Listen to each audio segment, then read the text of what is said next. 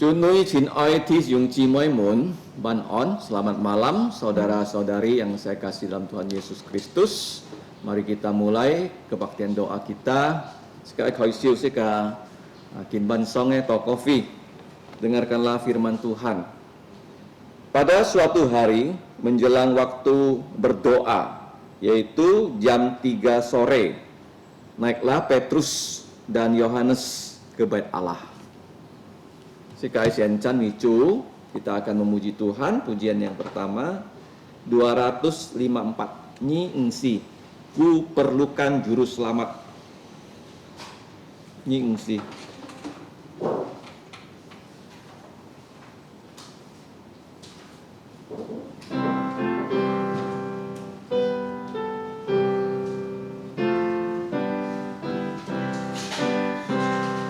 Satu, tiga. Ku perlukan juru selamat agar ku tak tersesat, dan ku harus merasakan bahwa Tuhanku dekat. Maka jiwaku teduh, tiada takut dan gentar, bila Tuhanku menuntun, tiada aku mengeluh. Ku perlukan juru selamat karena imanku lemah. Dia menghibur, menguatkan, sungguh tiada bandingnya. Maka jiwaku teduh, tiada takut dan gentar, bila Tuhanku menuntun, tiada aku mengeluh. Ku perlukan juru selamat agar ku dibimbingnya, melintasi arus Yordan, hantarku ke seberang. Maka jiwaku teduh, tiada takut dan gentar, bila Tuhanku menuntun, tiada aku mengeluh. Cak halesik ayat tokoh, mari kita bersatu dalam doa. Bapa kami yang di surga, Bapa dari Tuhan kami Yesus Kristus, kembali kami memuji Engkau, kembali kami mengucap syukur untuk hari doa yang telah Engkau tentukan untuk anak-anak-Mu menghampiri Engkau di dalam doa. Ya Bapa, kami datang kepada Engkau, dan kami tahu kami orang yang berdosa. Mohon belas kasihan-Mu, supaya darah putra-Mu Tuhan Yesus menghapus dosa kami, dan Roh-Mu yang kudus menaungi kami, supaya kebaktian doa kami ini dapat memuliakan nama-Mu, baik melalui pujian yang kami naikkan, firman-Mu yang akan kami dengar, dan pokok-pokok doa nanti yang akan kami sampaikan kepada Engkau melalui putra-Mu Tuhan Yesus. Ya Bapa, sertailah kebaktian doa ini. Kami berdoa dan mengucap syukur hanya dalam nama Tuhan Yesus. Amin. Ujian kedua, Tinyi Tiao Siko Jitpak Cit Sip Samsiu 173. 173 disalib Jitpak Cit Sip Samsiu.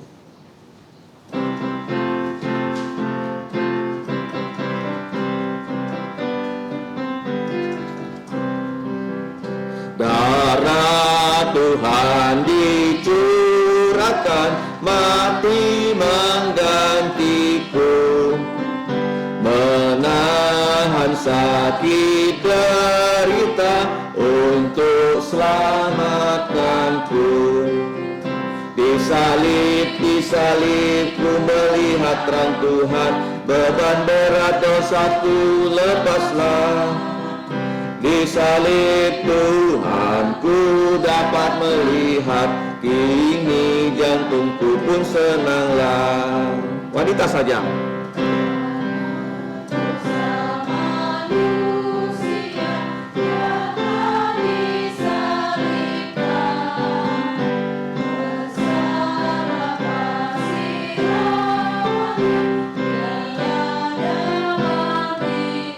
sama-sama. Di salib ku melihat terang Tuhan, beban berat dosaku lepaslah. Di salib Tuhan ku dapat melihat, kini jantungku pun senanglah. Kaum Adam saja. Di suatu Kristus Tuhanku, di hati disalibkan, dan reduplah sang surya, bumi pun gelaplah. Sama-sama. Di salib ku melihat terang Tuhan, beban berat dosaku lepaslah. Di salib Tuhan ku dapat melihat, kini jantungku pun senanglah. Sama-sama. Tak dapat balas kasih-Nya dengan air mataku, hanya korbankan jiwaku untuk balas kasih-Nya. Di salib ku melihat terang Tuhan, beban berat dosaku lepaslah. Di salib Tuhan ku dapat melihat, kini jantungku pun senanglah. Thi Sam Thiao Siko, pujian nomor 3, 276. Leong Pak Chit Sip Diuk Siu, 276. Leong Pak Chit Sip Diuk Siu. Kuno Setia.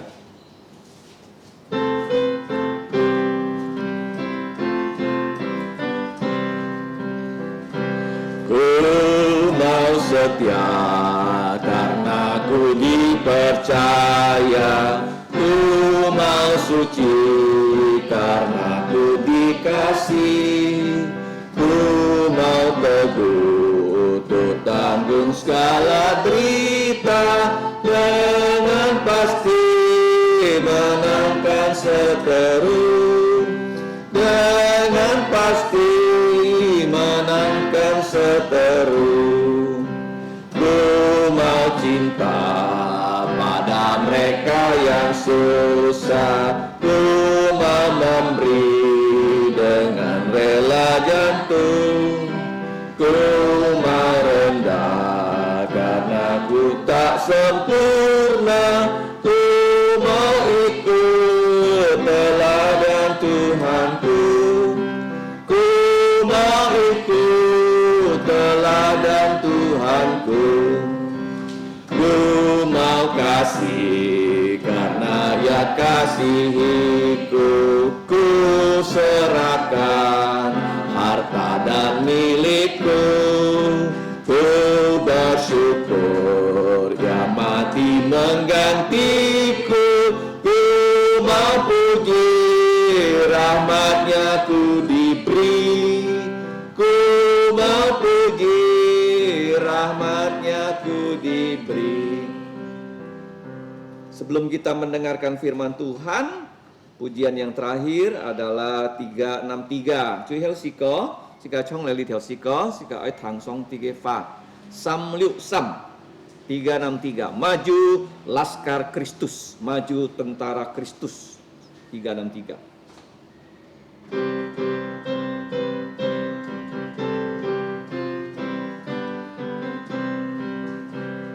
Maju Laskar Kristus, maju berperang, ikut salib Yesus yang memimpinku.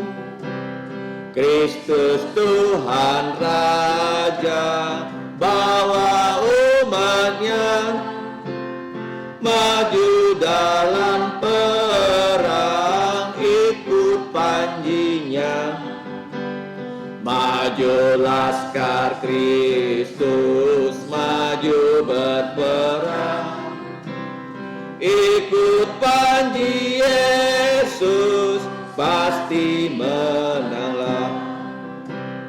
Melihat panji-Nya, iblis mundurlah.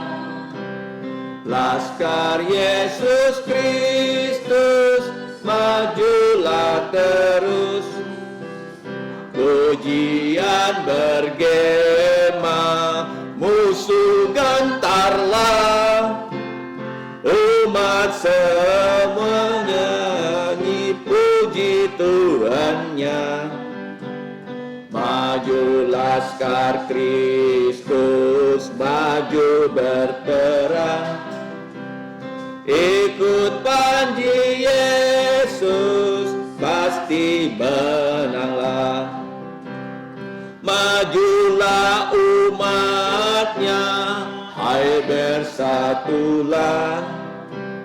Nyanyikan pujian, sorak menanglah. Mulia untuk Tuhan Kristus Sang Raja. Malaikat dan umatnya bernyanyilah. Maju laskar Kristus, maju berperang. Ikut panji Yesus, pasti menanglah. Selanjutnya kita akan mendengarkan firman Tuhan. Sebagai Tangsong Tikefa, hamba Tuhan yang akan menyampaikan firman-Nya pada malam ini adalah Saudara Julimin. Song ti pu nyin oi fun siong kekefa, kin ban song he Julimin Tisiung. Waktu dan tempat saya persilakan. Selamat malam Bapak Ibu Saudara-saudari yang dikasihi Tuhan. Sebelum kita masuk pada firman Tuhan, mari kita sama-sama kita buka kitab kita, yaitu kitab Galatia pasal yang ke-6 ayat 1 sampai dengan 10. Galatia pasal 6 ayat 1 sampai dengan 10. Kita akan membacanya secara bertanggapan, ya. Saya baca yang pertama, saudara-saudari baca yang kedua, dan seterusnya. Nanti di ayat 9 sama ayat 10 kita akan sama-sama membacanya. Mari kita mulai. Saudara-saudara, kalaupun seorang kedapatan melakukan suatu pelanggaran, maka kamu yang rohani harus memimpin orang itu ke jalan yang benar dalam roh lemah lembut, sambil menjaga dirimu sendiri supaya kamu juga jangan kena pencobaan. Bertolong-tolonglah menanggung bebanmu, demikianlah kamu memenuhi hukum Kristus. Sebab kalau seorang menyangka bahwa ia berarti, padahal ia sama sekali tidak berarti, ia menipu dirinya sendiri. Hendaklah tiap-tiap orang menguji pekerjaannya sendiri, maka ia boleh bermegah melihat keadaannya sendiri dan bukan melihat keadaan orang lain. Sebab tiap-tiap orang akan memikul tanggungannya sendiri. Dan hendaklah dia yang menerima pengajaran dalam firman membagi segala sesuatu yang ada padanya dengan orang yang memberitakan pengajaran itu. Jangan sesat. Allah tidak membiarkan dirinya dipermainkan, karena apa yang ditabur orang itu juga yang akan dituainya. Menabur dalam dagingnya, ia akan menuai kebinasaan dari dagingnya. Tetapi barang siapa menabur dalam roh, ia akan menuai hidup yang kekal dari roh itu. Sama-sama, janganlah kita jemu-jemu berbuat baik, karena apabila sudah datang waktunya, kita akan menuai, jika kita tidak menjadi lemah. Karena itu, selama masih ada kesempatan untuk kita, marilah kita berbuat baik kepada semua orang, tetapi terutama kepada kawan-kawan kita seiman. Mari kita masuk di dalam doa. Bapa kami yang ada di surga, kami mau mengucap syukur dan terima kasih atas penyertaan-Mu di dalam kehidupan kami. Terima kasih Bapa di surga untuk putra-Mu Tuhan kami Yesus Kristus, yang sudah mati di kayu salib demi menebus segala dosa dan pelanggaran kami, sehingga dosa-dosa kami bisa disucikan. Pada malam ini, kami semua mau mendengarkan firman-Mu. Kiranya Engkau bukakan lubuk jantung kami, sehingga kami dapat menerima kebenaran firman Tuhan. Kami dapat mengerti, dan kami juga dapat diajarkan untuk menjadi pelaku-pelaku firman Tuhan. Terima kasih Bapa di surga. Dengarkanlah doa kami hanya dalam nama Tuhan Yesus. Amin. Selamat malam saudara-saudari yang dikasihi Tuhan. Ya. Malam ini tema yang akan kita pelajari adalah sikap orang percaya di dalam menolong sesamanya. Yang terdapat di Galatia pasal yang ke-6 ayat 1 sampai dengan 10. Surat Galatia merupakan surat dari Paulus ya yang ditujukan kepada jemaat di Galatia, yang ditulis untuk menolong orang-orang yang telah disesatkan oleh ajaran-ajaran yang palsu. Yaitu supaya apa? Supaya mereka itu kembali taat kepada ajaran yang benar. Dalam keseluruhan pasal dalam surat ini, ya, Paulus ingin mengatakan di pasal 1 bahwa yang benar adalah Injil Allah, bukan Injil manusia. Di pasal 2, Paulus mengungkapkan bahwa Injil Allah adalah berdasarkan kebenaran, bukan berdasarkan pengajaran orang-orang yang terpandang. Sedangkan di pasal ketiga, Paulus menjelaskan ya dengan tegas bahwa Injil Allah berasal dari iman, ya, bukan dari perbuatan hukum Taurat. Di pasal 4, Paulus mengajarkan bahwa Injil Allah membentuk ya anak-anak yang merdeka, bukan menjadikan kita ini budak-budak. Sedangkan di pasal kelima, Paulus menegaskan ya bahwa Injil Allah didasarkan pada kemerdekaan yang menghasilkan buah-buah roh. Bisa saja buah roh, sukacita, kasih, panjang sabar, dan sebagainya. Jadi bukan kebebasan untuk apa? Melakukan perbuatan hawa nafsu. Ya, perbuatan hawa nafsu yang merujuk pada rincian dosa yang nanti kita akan pelajari bersama-sama. Sedangkan di pasal 6, Paulus ingin menunjukkan bahwa Injil Allah ditandai bukan oleh sunat ya ataupun tanda dalam daging. Melainkan apa? Melainkan oleh salib, tanda di dalam kehidupan kita. Jadi malam ini kita akan belajar secara khusus ya di pasal yang ke-6 ayat 1 sampai dengan ke-10. Saya akan membacakan yang pertama.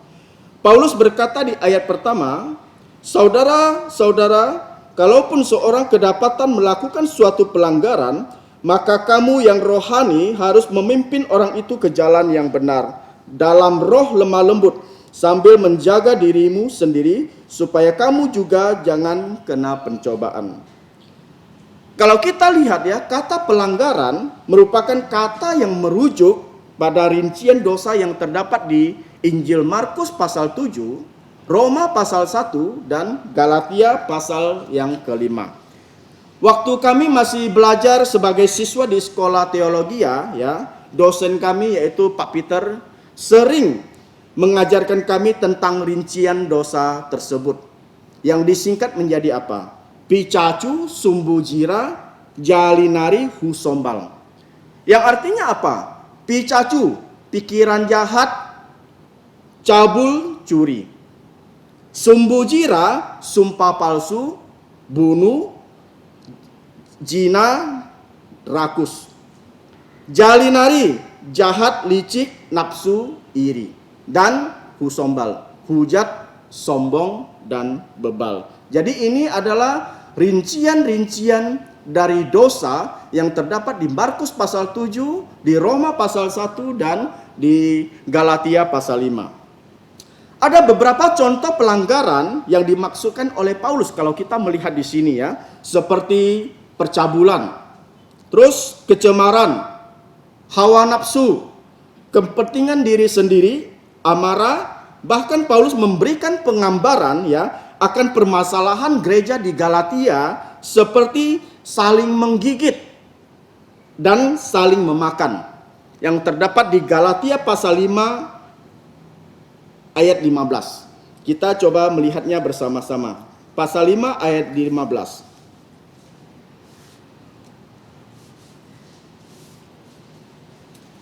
Tetapi jikalau kamu saling menggigit dan saling menelan, awaslah supaya jangan kamu saling membinasakan.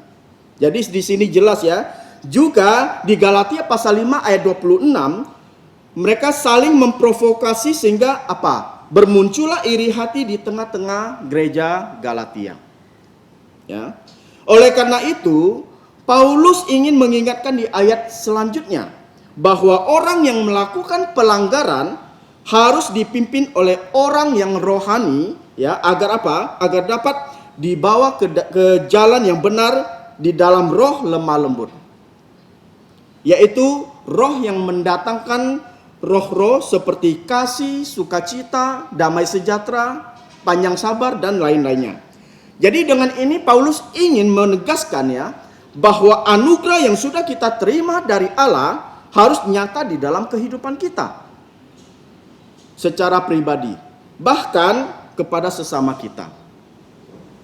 Oleh karena itulah Paulus menegaskan ya, bahwa kita harus apa? Kita harus berbuat baik ya, berbuat baik dan mengampuni setiap orang yang berlandaskan kasih Kristus.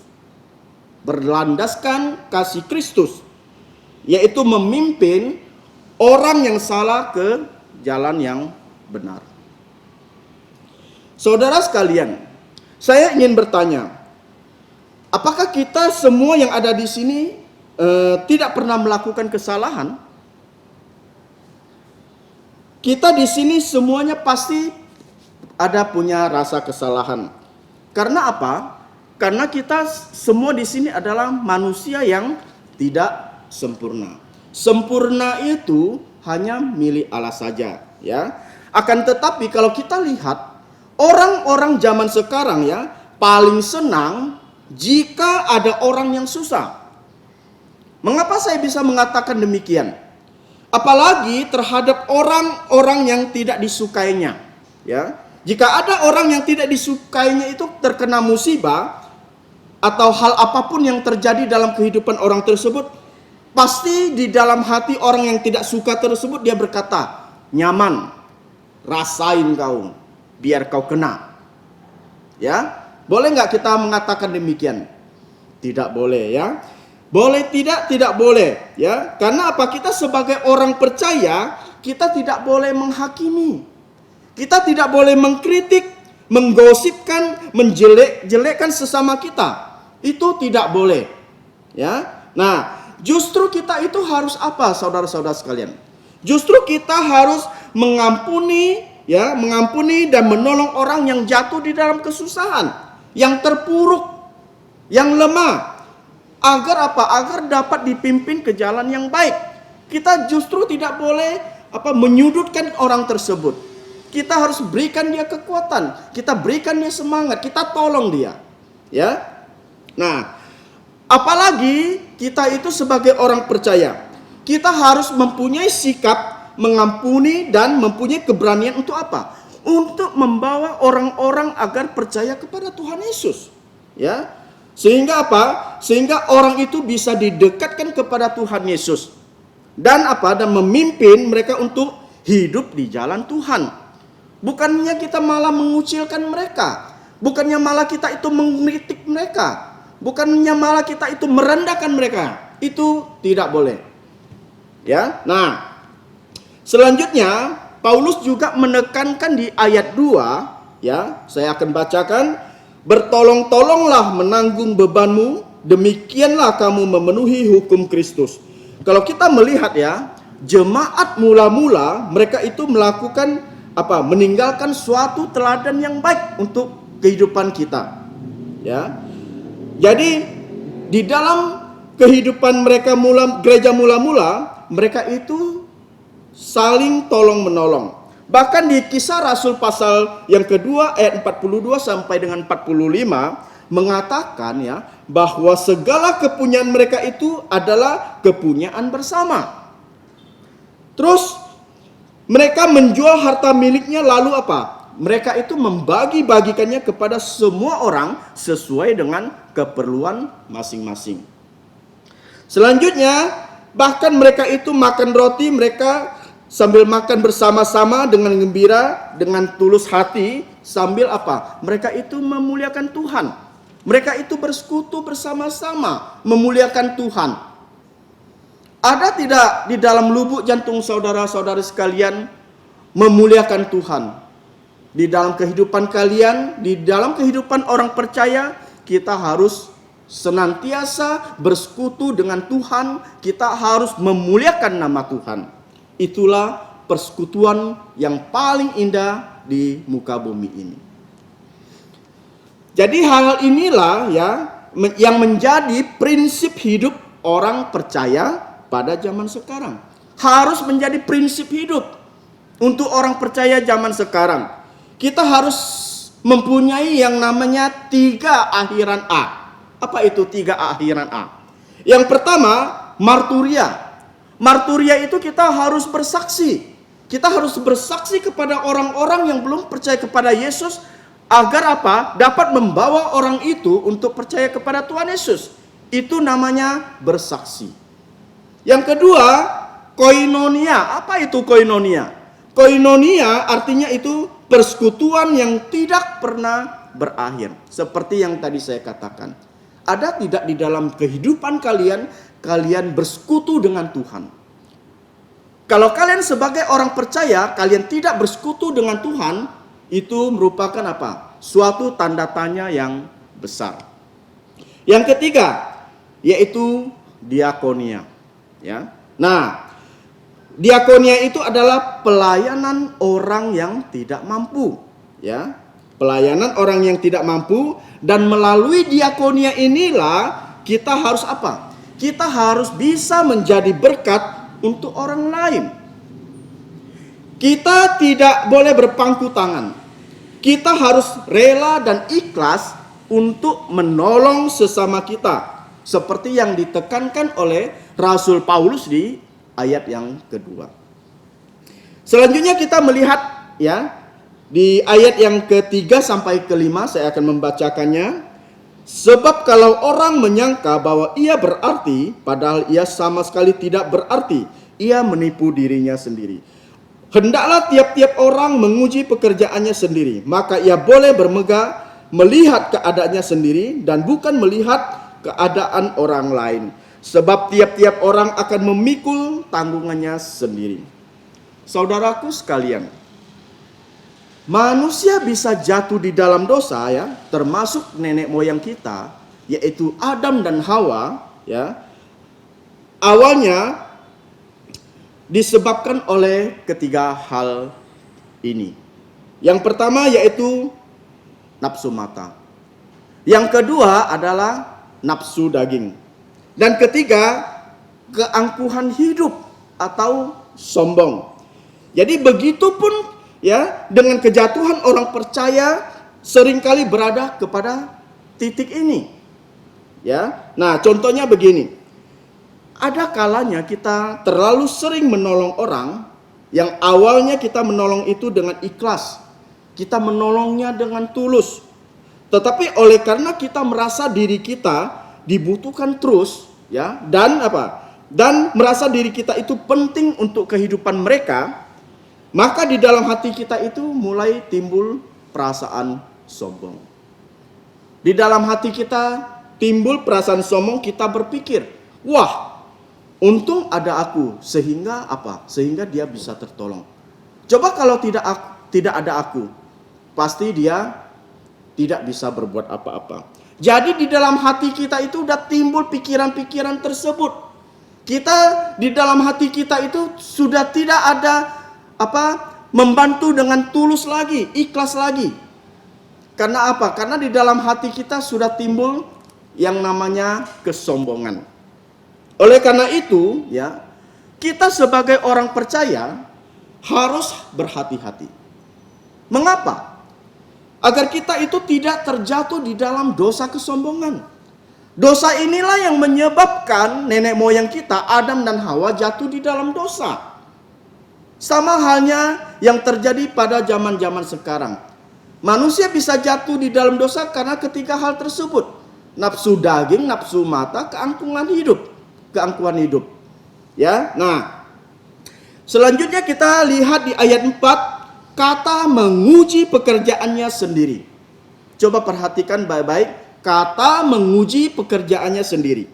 Jadi pada umumnya ya, kita itu di dalam kehidupan kita lebih suka menguji atau apa? Menilai pekerjaan orang lain, ya. Ketika orang lain berbuat sesuatu, kita komentari, kita kritik, kita ceritakan kejelekan mereka. Tetapi giliran pekerjaan kita yang dinilai dan dikritik, kita tidak senang. Kita tidak terima.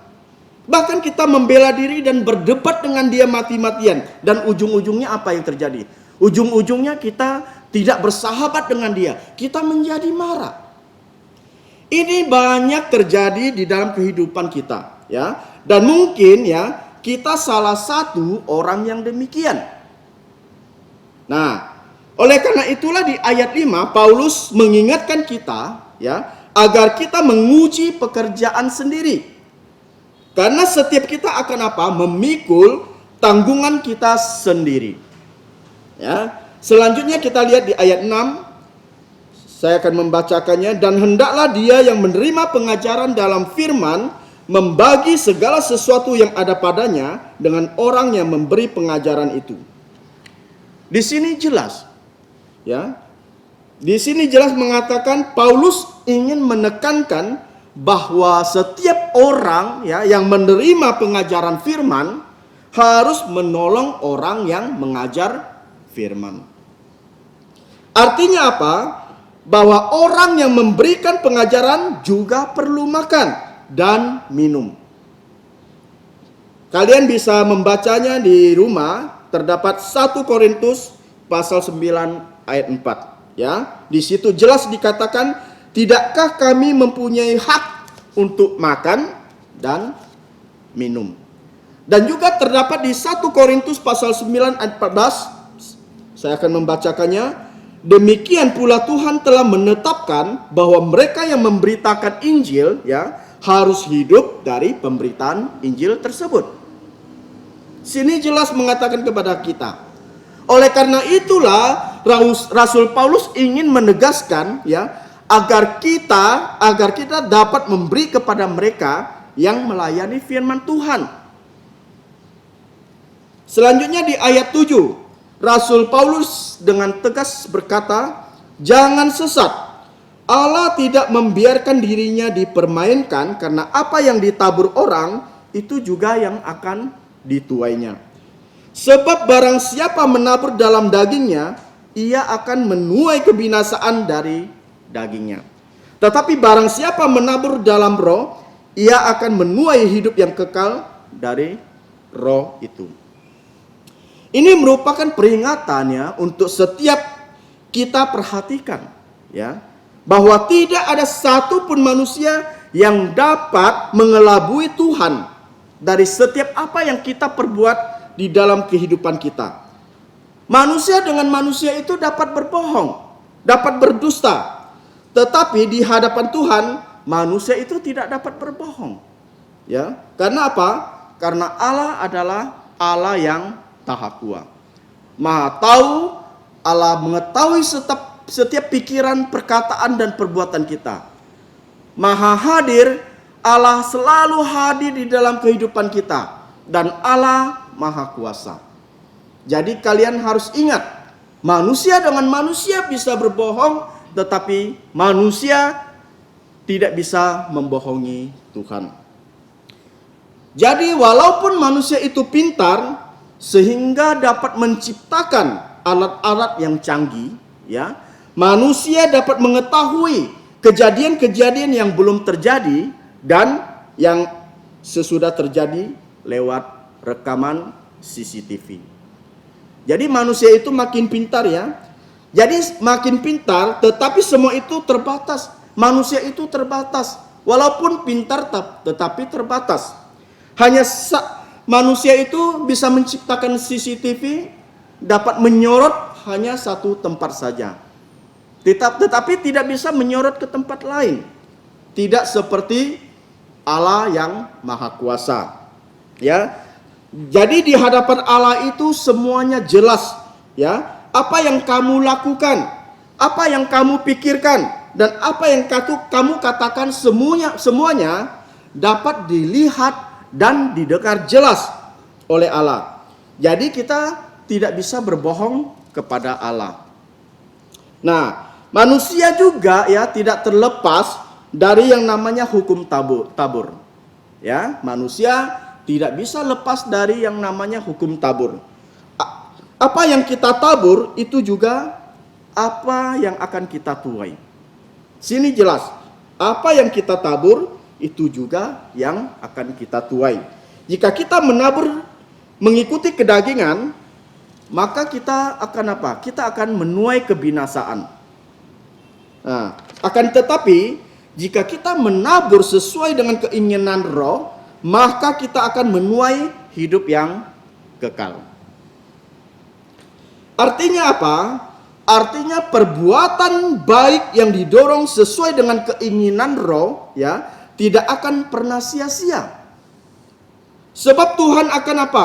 Memberikan kita yang layak untuk kita terima sesuai dengan apa yang kita tabur. Jadi kita sebagai orang Kristen, kita tidak boleh melakukan hal yang sembarangan. Apa yang kita pikirkan, kita harus pikirkan terlebih dahulu. Apa yang harus kita kerjakan, kita harus pikir terlebih dahulu. Tidak boleh sembarangan. Selanjutnya kita melihat ya kesimpulan dari Rasul Paulus di ayat yang ke-9 dan ke-10. Saya akan bacakannya. Janganlah kita jemu-jemu berbuat baik, karena apabila sudah datang waktunya kita akan menuai jika kita tidak menjadi lemah. Karena itu selagi masih ada kesempatan untuk kita, marilah kita berbuat baik kepada semua orang, tetapi terutama kepada kawan-kawan seiman kita.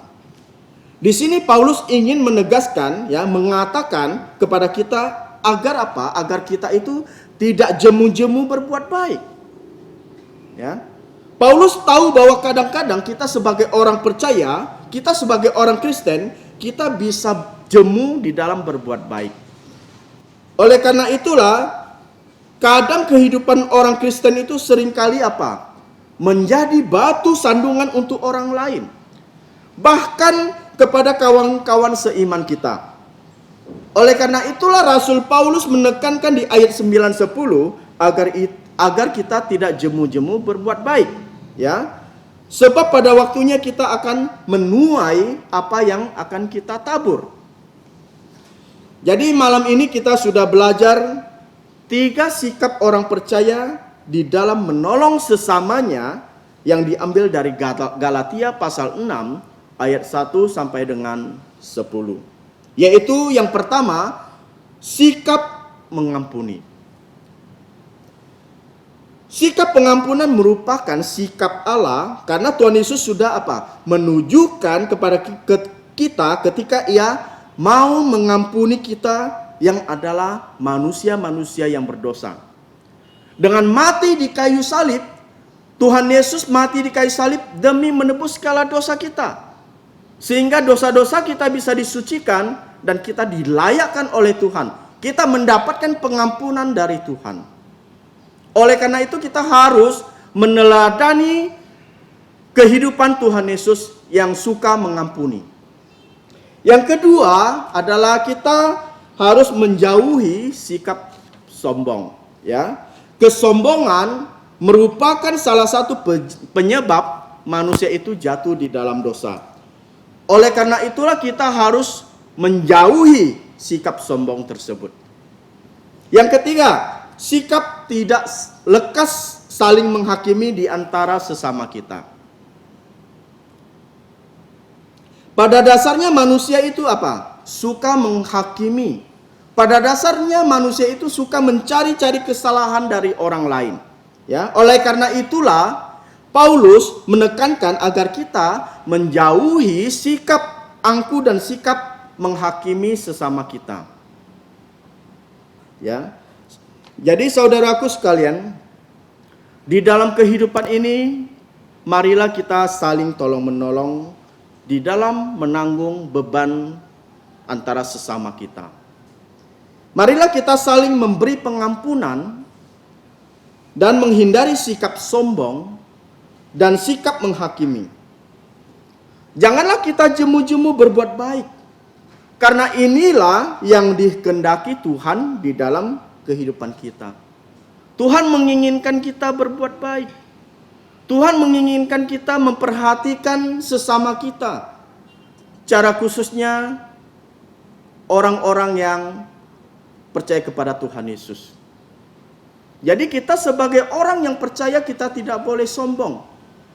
Kita tidak boleh senantiasa mengkritik pekerjaan orang lain. Mengkritik di dalam hal baik itu boleh.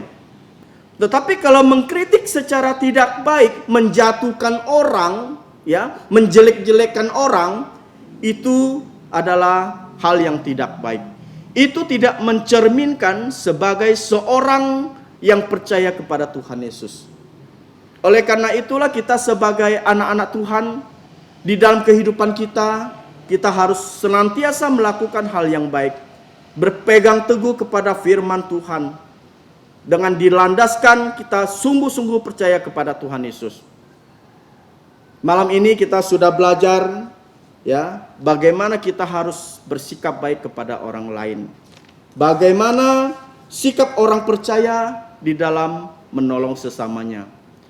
Kiranya melalui firman Tuhan pada malam ini, di kebaktian doa ini, dapat menjadi berkat untuk kita semua yang mendengarnya, sehingga kita boleh senantiasa menjadi anak-anak Tuhan yang baik. Terima kasih. Mari kita berdoa. Bapa kami yang ada di surga, kami ucap syukur dan terima kasih karena kami malam ini sudah mendengarkan firman-Mu. Kiranya Engkau bukakan lubuk jantung kami, sehingga kami dapat mengerti firman Tuhan yang disampaikan. Kami boleh diajarkan untuk menjadi anak-anak Tuhan yang baik, yang senantiasa menolong sesama kami. Dan kami diajarkan untuk tidak saling mengkritik kepada orang lain, menjelek-jelekan orang lain, dan menjatuhkan orang lain. Terima kasih Bapa di surga untuk firman-Mu yang indah yang sudah Kau nyatakan pada malam ini. Kiranya yang mendengarkan firman-Mu Engkau berkati, sehingga mereka boleh menjadi berkat juga untuk orang lain melalui firman-Mu. Terima kasih Bapa di surga, ampuni segala dosa dan pelanggaran kami, hanya di dalam nama Tuhan Yesus. Amin.